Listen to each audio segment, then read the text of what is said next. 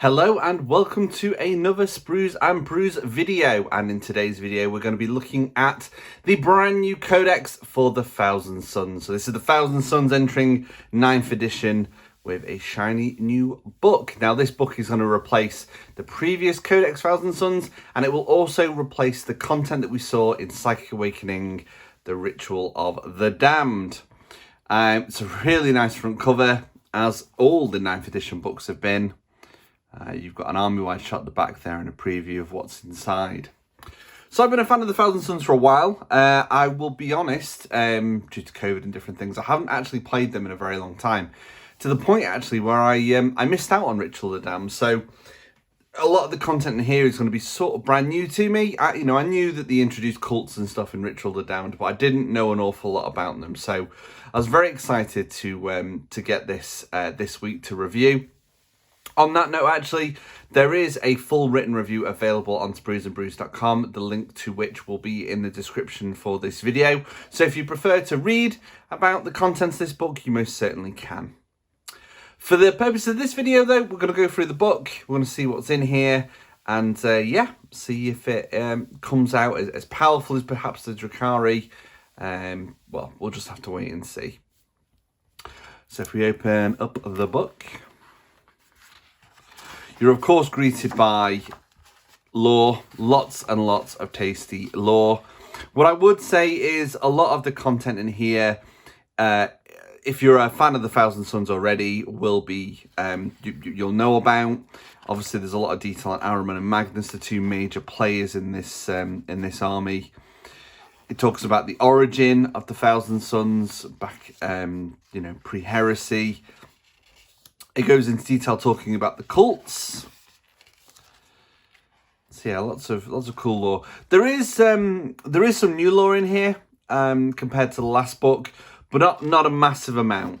They seem to be keeping the more sort of up to date, what's going on in the galaxy during 9th edition to the supplement books, such as the Warzone books, for example, Octarius, which is coming out. Which makes sense. It gives you another reason to pick up those supplements if you want to keep up the narrative of what exactly is going on. Because if there's one thing that Games Workshop have much improved in Warhammer 40,000, it's the ongoing narrative. They are trying to mix it up a little bit. It's really cool. What I really like about this book is obviously you've got the 9 different cults. In this book, they kind of pick out almost named special characters for each of the cults. So it gives them a chance to explore some more characters and explore the cults themselves. You got some pre-heresy coloured ones there as well. So that's really nice. Moving on from the lore, you have a few pages which show off the range of miniatures for the Thousand Sons in all their various colours. So you've got the traditional blue, you've got the heresy sort of red armoured marines, and you've got a couple of examples there as well. It's a nice showcase of their terrain as well. Show off what what you can do with the army, painting wise, all what the different symbols mean. You've got some examples of Zangors in here as well. Magnus himself, I mean, he's such a cool model still, Considering he was the first Demon Primarch, he's still a fantastic looking model. You've got them, of course, fighting the Space Wolves. There had to be a Space Wolf battle somewhere in here. So that brings us to the rules. So on these first couple of pages, it basically gives you the layout of the book. So where you'll be able to find specific rules. So if you wanted to very quickly check, for example, the Crusade rules, you'll be able to find the page number. They've been really well presented, these books so far for 9th edition. You've got example Combat Patrol, which is your small-scale games. This looks to me like the Hexfire box, which is up for pre-order today. You've got the new Infernal Master, Scarab Cult Terminators, and a bunch of Zangor.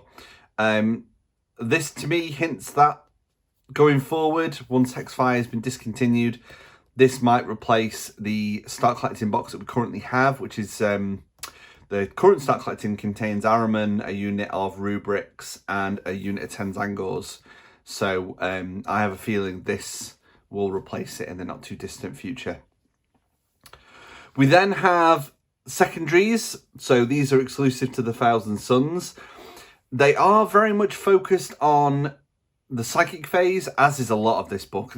I mean, the Thousand Sons are all about owning the psychic phase. And one thing I quickly took away from this book is that winning and losing with this army really hinges on the psychic phase. That's my personal opinion. And the secondaries lean into that. So there's a couple of really good ones that I like. Wrath of Magnus, you can select its objective if your opponent has one or more psykers in their army. You score 3 victory points at the end of the battle round if more enemy models than friendly models would destroy this battle round as a result of psychic powers. Again, leading into killing stuff in the psychic phase. You've got a action-based Warpcraft secondary objective here, which basically, for a warp charge of 4, one psychic unit from your army can attempt to perform this action in your psychic phase if it's within range of an objective marker that has not yet been mutated by your army. If this psychic phase is successfully completed, that objective marker is said to have been mutated by your army, and the warp charge value of the psychic action is increased by 1 for your army for the remainder of the battle. You score 3 victory points each time a unit from your army completes the mutate landscape psychic ability. So what that basically means is the first time you come to do this action, you will need a warp charge of 4. The second time you come to do it to a different objective, it's going to be a warp charge of 5, and so on. But that seems like a really good way of getting 3 victory points. When also you can consider that your units of rubrics and Scarab Occult Terminators can do this action. Okay, they're giving up their one psychic ability to do this action. However, there is a stratagem later on in the book which allows you to still cast a psychic power as well, which is really good. I think it only costs 1 CP, but we'll come to that in a moment. So I quite like the secondaries, very psychic focused, which is very much in keeping with the fluff of the army. It then talks about detachment abilities. So Brotherhood of Sorcerers is returning from the previous book, but it has changed. So you no longer get the extra 6-inch range on your psychic abilities, which is a shame. There is ways of increasing the range of your psychic abilities. We'll go into that much later on in the book. But for now, as it's written at the moment, you add 1 to psychic tests for this unit. So as long as your detachment is completely Thousand Sons, all of your psychers will get +1 to their psychic tests. A strong buff. I like that. Also, if the user unit has the Arcana Astartes keyword or the Zangor keyword, each model in that unit has a 5+ invulnerable save, which again is very good. Mere Servants basically means that if you want a unit of cultists, you have to have equal to or more units of rubric or occult terminators. The same goes for the sort of standard Zangor units as well. It's so that you can't, for example, take all of the Exalted Sorcerers in the world and then loads of Zangors. You need to take at least a unit of rubrics to get a unit of Zangors. They did something similar to this in the Death Guard book when it came to Poxwalkers, to stop you just having a complete Poxwalker army. Finally, we've got the Jealous Tyrant rule.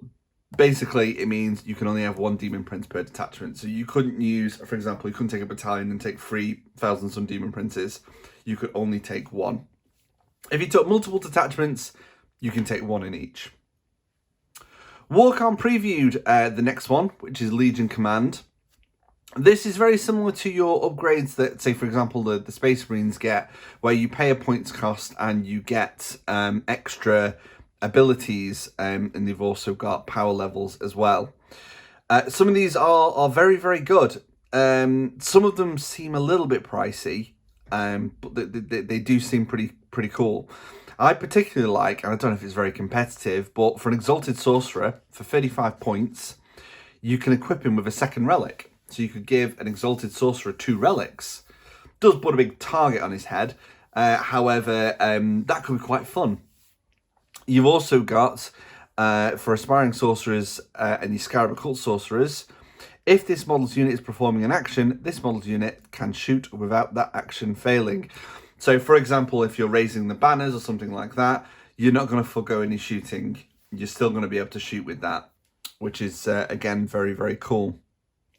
So I like those. They're an option. Whether or not a lot of people will give up these points to do that, is another thing. But I'm definitely going to try out a few of these, especially sort of during Crusade when I want to like buff up my Exalted Sorcerer who's going to be leading the army, etc. It's a cool thing to have. We then move on to the 9 different cults, which are basically the sub-factions of the Thousand Sons army. Now, as I said at the top of the video, I didn't actually have Ritual of the Damned, so these are kind of brand new to me, but from what I've read online so far, I believe these are quite similar, if not in some cases the same, as the cults from Ritual of the Damned. So you've got the Cult of Mutation. Each of these cults comes with a psychic power, an exclusive Warlord trait, and a exclusive relic, which is very cool. There's a couple I want to point out. Cult of Time I thought was quite fun. Comes with a psychic power called Time Flux. This basically can heal, to bring back a dead model to a unit. So it has a warp charge of 6. You select one friendly infantry unit within 6 inches of the psyche. You can return one destroyed model from that unit to the battlefield with all its wounds remaining, placing it in unit coherency. Not amazing on something like a Zangor, but on a free wound Scarab Occult Terminator, which is a thing now, that's very good. I really like that. The Warlord trait is called Immaterial Echo. In your psychic phase, if this Warlord manifests a psychic power with a psychic result of 9+, you gain an extra. You can attempt to manifest one additional psychic power that phase. When attempting to manifest that additional psychic power, if the psychic test is passed, it cannot be denied. You can only cast one additional psychic power in this way. So, say for example, you're using an Exalted Sorcerer that can cast 2 psychic powers. If both of his powers cast on a 9+, you can still only cast the one additional psychic power. The relic you can give one of your characters is called the Hourglass of Manat. So the first time the bearer is destroyed, keep it to one side. At the end of the current phase, set the bearer back up again as close as possible to its previous position and more than 1 inch away from any enemy models with D3 wounds remaining. Could be quite an annoying ability, that, especially if you give that to, say, for example, your Warlord. So that's really cool. I like that. Cult of Magic, if you just prefer to blast things in the face, you get a psychic power called Astral Blast. It's a Witchfire spell, has a warp charge of 6. The closest enemy unit within 12 inches and visible to the psychic suffers D3 mortal wounds, and each other unit within 3 inches suffers 1 mortal wound. Nice, I like that. Warlord trait is Devastating Sorcery. Once per psychic phase, when you attempt to manifest either Smite or a Witchfire psychic power with this Warlord, you can re-roll that psychic test to make sure you get it off. Again, that's very, very cool. And finally, the relic for this cult is the Arcane Focus. If your army is a cabal of sorcerers, which I will say now, but basically, if your entire Battleforged army is all Thousand Sons, so it's not, you've not got a detachment of Thousand Sons and a detachment of World Eaters, for example. If it's purely Thousand Sons, they also get the Cabal of Sorcerers ability, which allows you to build up Cabal points. We'll come to that later.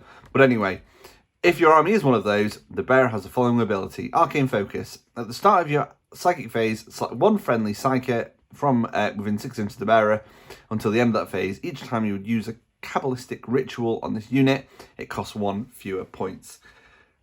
This will come up soon in the book, so we'll talk more about Cabal points. It was also previewed in Warcom as well. But spoiler alert, it's a really good mechanic. It's a really great addition to the book. One other one that I am going to talk about, which one is it now? There was another one that I quite liked. Oh, it was this one, Cult of Prophecy. So this is the one I think I'm going to be trying out first. So the psychic power is Divine the Future. Divine the Future has a warp charge value of 6. If manifested, roll 1d6 and set it to one side.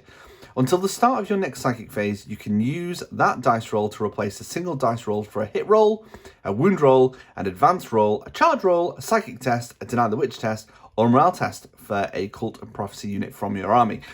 It's almost like if you play Disciples of Zeech Rage of Sigma, it's almost like a little mini Destiny dice for you to have in your back pocket to use when it's required. So I think that's really cool. Very Thousand Sons as well. The Warlord trait is called Guided by Whispers. Once per turn, when this Warlord is selected the target of a charge, before the charge roll is made and after firing any Overwatch, it can make a normal move up to 6 inches. So basically get out of dodge. You know, if you're about to be charged and you don't want to be, you can move 6 inches away. You could still end up getting charged, but it's going to make it more difficult. And finally, the relic is called Orcalia. I'm terrible at pronouncing some of these words. Orcalia Brazier. In your command phase, select one core or character unit within 6 inches of the bearer. Until the start of your next command phase, each time that unit is selected to shoot or fight, you can re-roll 1 hit roll, 1 rune roll, and 1 damage roll when resolving the unit's attacks. My main army for 40k is Adeptus Mechanicus. I play Mars.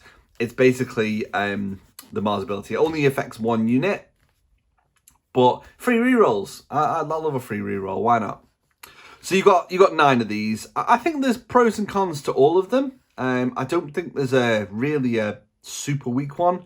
There are some I think will see more game time than others. Personally speaking, I like that Cult of Prophecy. Definitely fancy taking that. But you've also got the Cult of Change, Knowledge, Duplicity, and Manipulation. So, you know, you can vary your forces. We've got 35 exclusive stratagems for the Thousand Suns. Important to note at this point, I can't see any of the generic Chaos Space Marine ones in here. So if there was, for example, Demon Forge, if you like using that, that's gone, I'm afraid. It's not in this book, unfortunately. But what we do have is a number of really cool alternatives. You have got stratagems to allow you to take extra relics on other characters. You've got a stratagem to give a warlord trait to a different character as well. They're kind of generic. But then you've got loads of other cool stuff. You got Unwavering Phalanx. Use a stratagem in your opponent's shooting phase when a Rubric or Scarab Occult Terminator unit from your army is selected as a target. Until the end of the phase, you subtract 1 from the damage characteristic of that attack. So we're seeing a lot at the moment, sort of damage to heavy bolters. You've of course got your autocannons and stuff that are multiple damage. So this hopefully will help keep your units of Rubrics and Occult Terminators alive for that little bit longer. You've also got Infernal Enfusillade. So basically it gives a bolt weapon in a unit an additional shot. So it uses, for an example, a model shooting Inferno combo bolter at a target within half range would make 5 attacks instead of 4. So the rapid fire 2, you'd be shooting it until you get 4 shots normally. You get an extra shot on top of that. The bolters in this book are really good. So an extra shot with that is fantastic, especially on a unit of Terminators. That's very, very cool. I'll say now, based on the next stratagem that I'm going to read out, Zangors have gone down to weapon skill 4 instead of 3, which is a shame. However, they do have access to a 2 CP stratagem called Inhuman Savagery. Basically allows them to re-roll the hit rolls.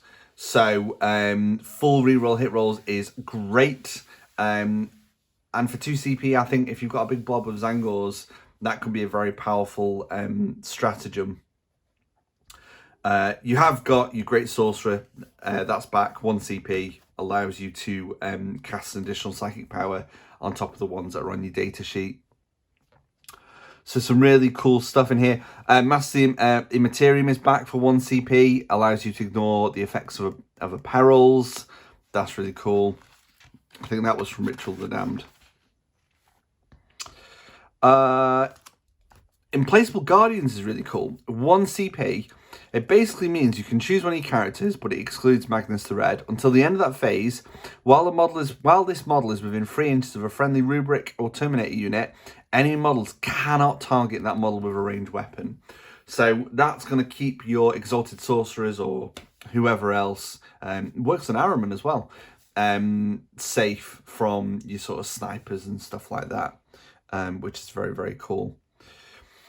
Your Terminators can obviously deep strike already, but you have got the webway infiltration for between 2 and 3 CP, depending on the size of your unit. And you've also got for 2 CP, Risen Rubricari. When setting up a Rubric Marines unit from your army, that unit can set up anywhere on the battlefield that is more than 9 inches away from enemy deployment zone, and any models, you can only use this stratagem once. So sort of like a deep strike, but right at the beginning of the game. What else have we got that's worth a mention? I mean, there's loads of really cool stratagems in here, but we've got Soul Reap here for 1 CP.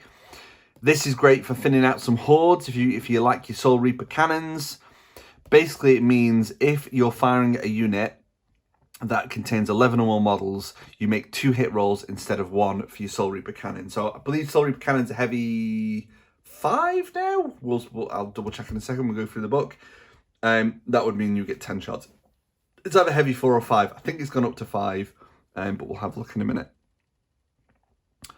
A Malefic Scroll, 1 CP. Use this stratagem in your psychic phase when a 1,000 Sun psychic unit from your army, excluding Magnus, manifests a smite psychic power. That manifestation inflicts 3 mortal wounds instead of D3 or D6. No dice roll is made. So if you're casting smite on a character that's only got 3 wounds left and you don't want to rely on Zeech to roll a 3 on a D3, you can instead spend 1 CP, which I think is a bargain, to ensure that is 3 mortal wounds. I mean, as I was saying, a lot of these stratagems are all about making psychic powers more reliable. It's such a key phase for this army. So yeah, that's really, really cool. So lots of nice variety in here for stratagems.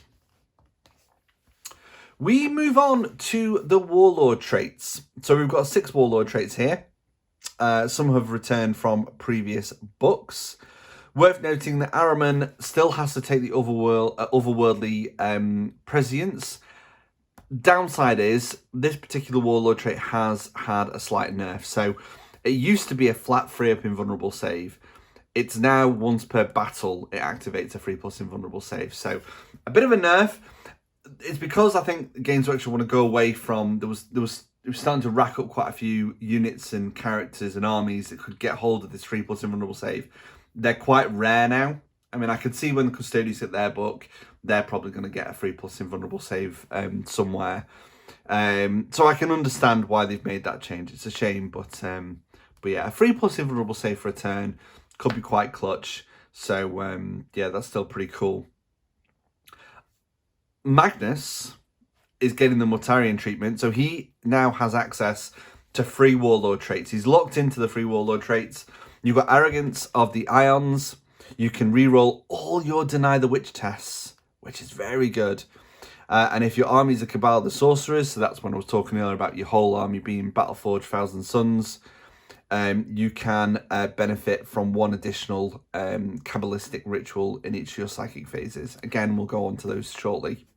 He also has access to Undying Form, which is subtract 1 from damage characteristics, keeps him alive a little bit longer, and Lord of the Forbidden Law. So your Warlord knows 1 additional psychic power. If your Warlord is Magnus, however, he knows all of the psychic powers available to him. Amazing. I mean, so he should. It's Magnus. He needs to know all the spells. Yeah, that's really strong.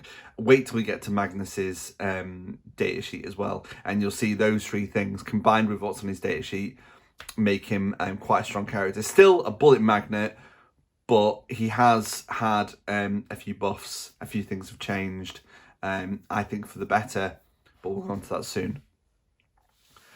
Introduced in Hexfire, the latest battle box, which is also up for pre-order today, is the Infernal Master. Now, he can be best described as a chaplain of sorts, or the disciples, are they called in the normal Chaos Space Marines? So basically, he has access to prayers, or infernal pacts, as they're called. These go off on a 3+. He can activate 2 of these in the command phase. So you can choose from 6 when you're building your army. And these have several buffs. Diabolic Savant, for example, if the pact is successful at the start of your next psychic phase, if your army is a Cabal of Sorcerers, you generate 1 extra Cabal point. I think when I'm building my army, I think I'm going to be leaning into generating those points. Again, I keep saying it, we'll come to that shortly.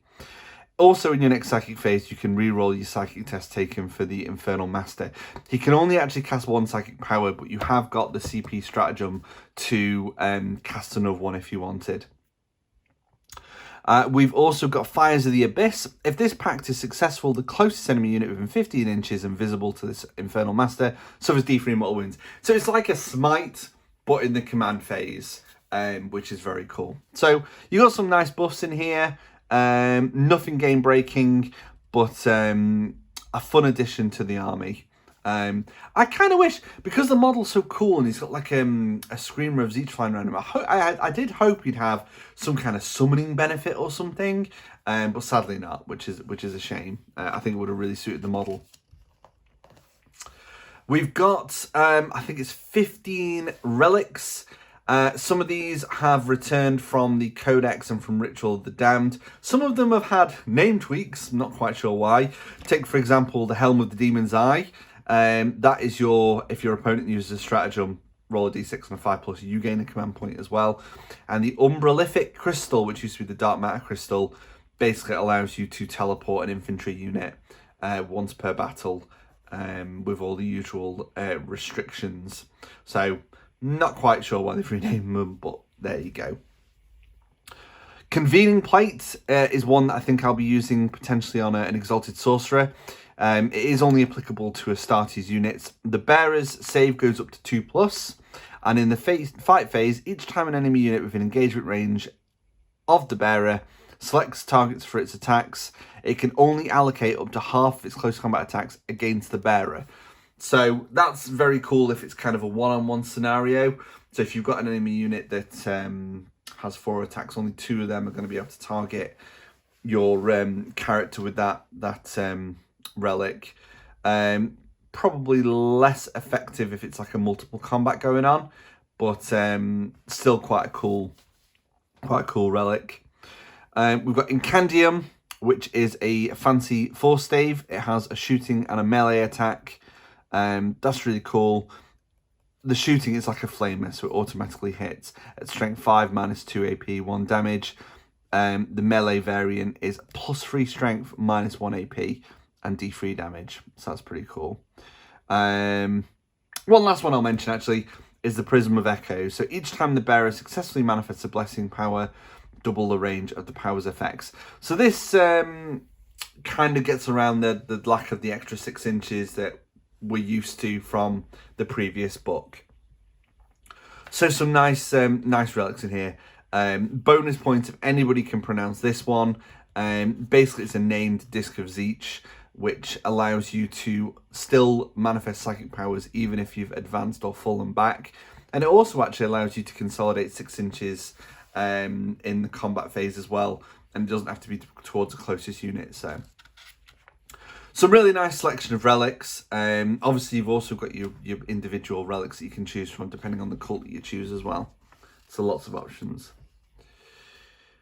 We're moving on to psychic powers. So in the previous book we had 3 different charts. We had access to the Chaos Space Marine generic chart, which includes stuff like Death Hex for removing vulnerable saves.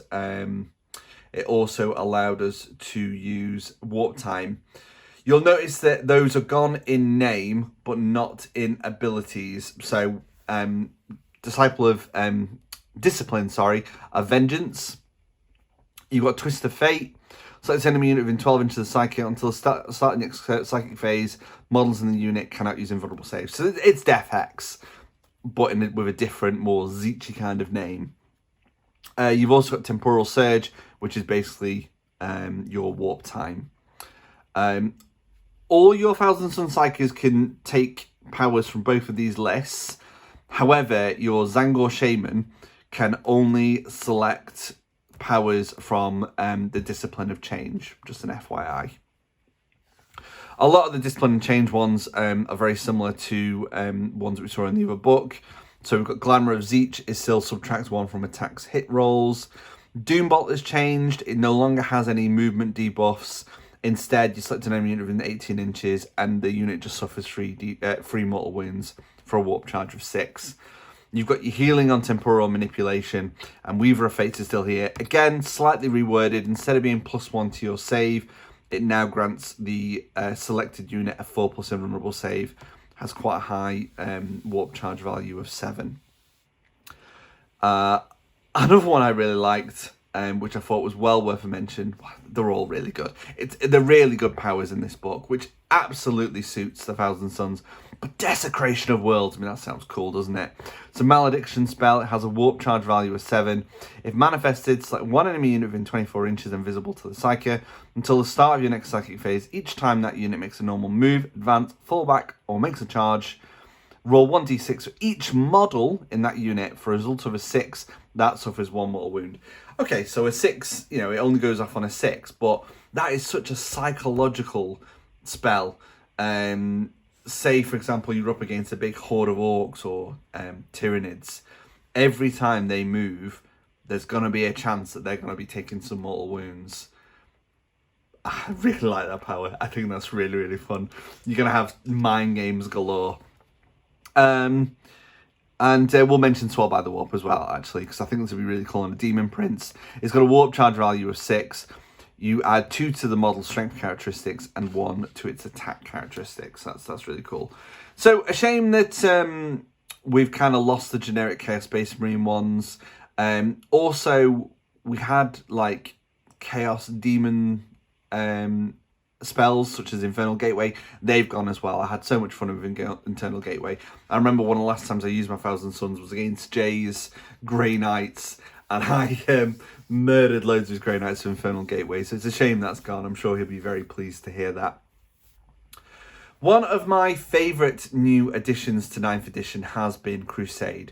It's safe to say that, not just on our YouTube channel, but in our private games as well, it's been our most played thing. So we've played much more of Crusade than we have match play.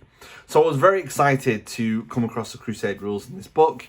You've got agendas, which helps you gain experience and arcane points for your army as you're playing through your games. All very themed around Tzeentch.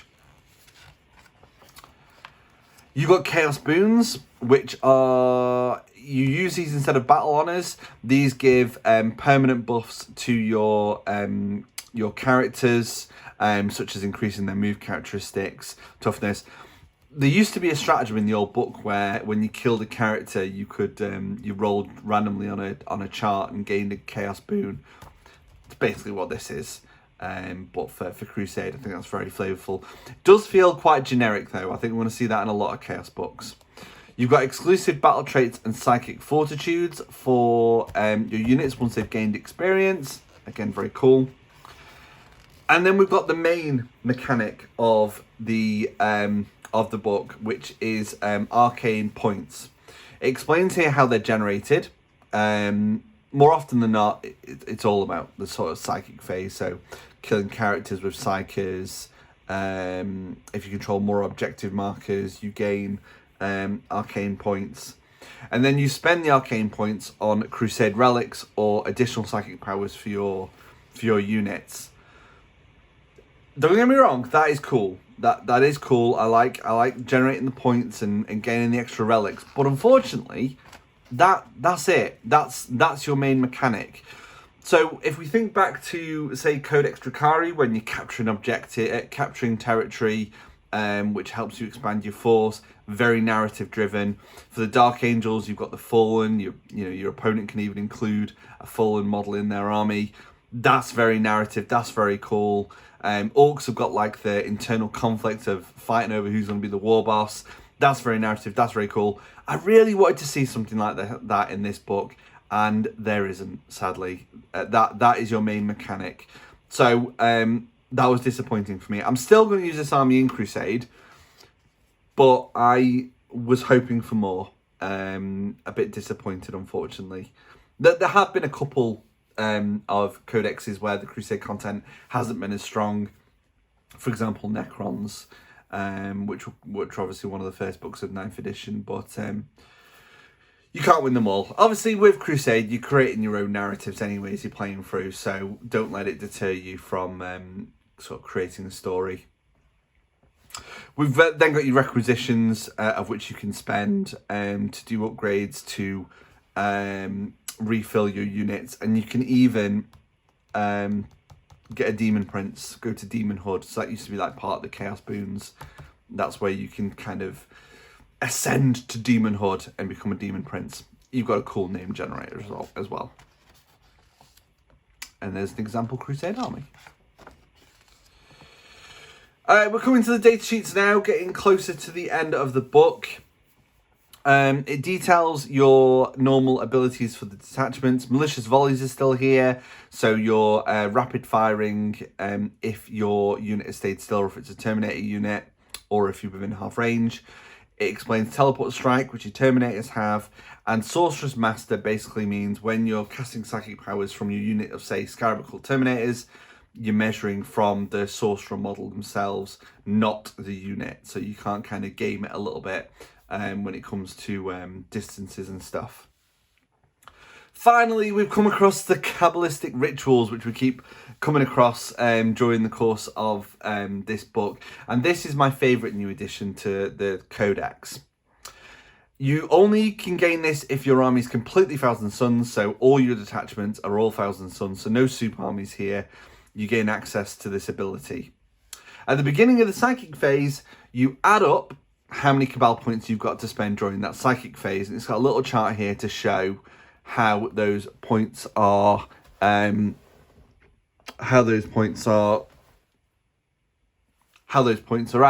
So if you've got Magnus, you gain 4. If you've got an Exalted Sorcerer Ahriman, you get 3.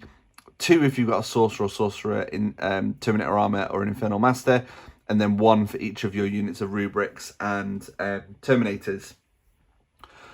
For that Psychic phase, you can then spend those points on one or a few of these abilities. Any not spent at the end of the phase are gone, so you'll regenerate them again during the next Psychic phase. Some very strong abilities in here. Some that allow you to auto-cast, some that mean your spells cannot be denied. We've got stuff like Echoes from the Warp. Use this Cabal Ritual on your Psychic phase. Until the end of the phase, that unit can perform the following Psychic action, which is called Echoes from the Warp. It's got a Warp charge of 3, and it gains you a command point. We've also got Imbued Manifestation.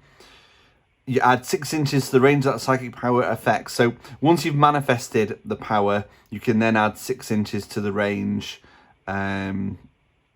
which is basically like the old rule, the old detachment rule for the Thousand Suns from the previous Codex.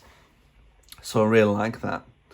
So this is the big new addition to the book, and I really like it. It makes, I've said throughout this review that the psychic phase is integral to how your army performs. These help you get those key spells off that are going to mean a big difference in your game plan. Make sure they go off, make sure they can't get denied, give you those extra ranges, giving you extra command points. If you've not quite cast the ability, you can add 1 or 2 to the psychic test. These are things after you've rolled as well, so you'll know exactly what you need. So really strong addition to the Codex. Really, really like that. I'm not going to go through every data sheet. I'm going to point out the key things on the website review as well. But what I will say, I'm pretty sure almost everything in this book has got an extra attack because the Hateful Assault rule has gone. So instead, everything just gets an extra attack. There's a couple of ones that got extra wounds as well. For example, Ahriman's got an extra wound. You've of course got your Infernal Master there, the new guy. Some weapons have been buffed as well. So we've got the Hellforged Sword is now +1 strength, -3 AP and flat 3 damage. Ahriman can now re-roll all his psychic tests. So he doesn't get any bonuses. Obviously, you get +1 to cast from just being Thousand Suns. He doesn't get any other bonuses to cast. But he does get to re-roll all his psychic tests. And you have also got the Cabals that you can use on him. Because he does have that keyword. And he's still casting and denying free psychic powers as well. So that's really powerful. So what I'm after is Izangors, I mentioned earlier, they're now weapon skill 4+. Their Relic Hunter rule has gone. You have got that very strong stratagem to re-roll all hit rolls though. And the Zangor Shaman still gives them +1 to hit. So you can get them back to weapon skill 3+. Rubrics are now up to 2 wounds each. I can't find anywhere in this book where it says that Smite only does 1 mortal wound and D3 on a super smite. So it looks like they're back to normal smites now. So D3 and D6. All this dust is the same. They now auto pass morale tests. So very tempting to take big units of 10 again. And if you take an Icon of Flame, that used to do, I think it was 1 mortal wound at the beginning of the combat phase. It now generates you an extra Cabal point. Like I said before, I think you really want to lean into those and try and gain as many Cabal points as you can, because there's some really good abilities in there. The Hellbrute's still in here. Your Terminators, they're up to 3 wounds. Again, they're all, his dust is the same. Again, with the Smite, I can't see anywhere anything about them not being able to do D3 and D6 mortal wounds on Smite. So that's very good. Obviously, you are still adding 1 to Smite each time you cast it, though. So bear that in mind. Your Zangor Shaman's still in here. Oh! Discs of Zeech no longer give the demon keyword. So in the previous edition, there were, if you kind of took Chaos Demons from Zeech Demons, you could buff your Aramans or your characters on discs, or your Enlightened, which I think are on the next page, with some demon psychic powers. You can't do that anymore. They don't get the demon keyword. There's also no way of creating Chaos Spawns anymore. I know Magnus used to be able to do it, and there used to be a spell that used to turn people into Chaos Spawns. You can't do that anymore, unfortunately. All your Demon Engines, Forge Fiend, Mauler Fiend, and the Helldrake are back. But unfortunately, there's no Demon Forge stratagem, and also you still can't take a Lord Discordant. So they're still powerful, but they're not as powerful as they would be in a generic Chaos Space Marine army. I mentioned your Helldrake. Your Chaos Predators now split across different data sheets depending on how they're armed. And they're still really your main anti-armor, aside from mortal wounds. There's been no units have been added to the Thousand Sons aside from the Infernal Master. There's no new tanks or anything like that. We still can't take Havocs. We still can't take Raptors or anything like that. To wrap up, we've got Magnus. So he is still a beast. He is obviously going to get targeted by everybody, but he's still really, really good. So bear in mind, we've got the 3 Warlord traits that he can now come with. He has to be your Warlord if he's in your army. So he's got the -1 damage. He can reroll all his deny tests, and he knows all of the spells from both sets of the laws in this book. You'll notice that he doesn't have a chart that says how much like bonuses he's got to psychic powers. That's in the unearthly power. So he is always +1 to cast, +1 again because he's Thousand Sons. He's +2 to cast on his data sheet if he has 10 or more wounds remaining. You can also, like Araman, reroll all your psychic tests. So he's rerolling all his psychic tests, he's rerolling all his Deny the Witch tests. He's at least +2 to cast, +3 if he's got 10 or more wounds left. He's still got a 4+ invulnerable save. He ignores all perils, so you don't have to worry about him injuring himself. Like Chapter Masters, he now picks a unit and gives them full rerolls to hit. It's not just an aura. He still does, however, have the reroll 1s to hit aura for core units. And yeah, his Blade of Magnus is almost exactly the same, apart from his abilities change. Previously, if you killed a character with the Blade of Magnus, you could set up a Chaos Spawn. Obviously, it would cost you reinforcement points. That ability is now gone. Instead, if you do damage to a unit using that weapon and the unit's still alive, they then take D3 mortal wounds. So that's really cool. He still knows and can cast 3 psychic powers or 4 with the Warlord trait that he's got, and he can deny 3 as well. So yeah, he's very good. Competitively, I don't know how many people can take him. I can't wait to run him. He's a big, chunky model. Love him. He's ace. He's one of the main reasons I've got a Thousand Sons, so I can't wait to use him and see how he gets on. Because I think a lot more people are taking Mortarion now because he got a bit buffed, and I think Magnus has had a similar kind of treatment. He still has no ignore mortal wound abilities though, which is a shame. But yeah, he's still a strong character. And that brings us to the end of the book. We've just got the points values, weapon profiles, and your glossary and reference page as well. There we go, Magnus to finish it off. So, I I really like it. I think it's a really good book. Nothing jumps out as being overpowered though. I think it's a hard army to judge based on just reading it. I think you need to get it onto the battlefield, try it out. I think we'll see over the coming, once the book is in everybody's hands and we start seeing them at tournaments and stuff, we'll be able to judge how good the book is. But nothing jumps out to me as being overpowered. This book does rely heavily on the psychic phase, as you would expect it would. I think it will be more competitive than the previous book. I would have liked to see some new additions to the data sheets. I would have liked to have seen some of the other Chaos Space Marines come in here, or maybe another new Thousand Suns exclusive unit. The only thing I would have liked to have seen is a better Crusade section. I was really disappointed by that. I really wanted to see something that was more narrative driven than just arcane points to unlock relics and psychic powers. But we might see more Crusade content that can be focused on them in an upcoming supplement, because we've seen that quite a lot as well.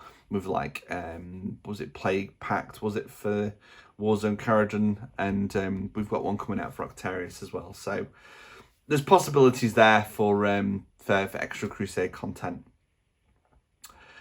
As I mentioned, you can check out the full write-up on spruesandbrews.com. I'll put the link in the YouTube description. Our thanks to Games Workshop for kindly sending us this copy of the book to review. I will also mention that we're having a game today on YouTube, Thousand Suns versus Grey Knights. If you miss it live, it will be on YouTube to watch at your own leisure. Jay has very kindly reviewed the Grey Knight book. That's also over on the website, and he'll be taking part in the battle with me later today. Thank you for watching this video. I hope it's been informative, and we'll be back again with another video very, very soon. So have a great weekend of hobby. Bye!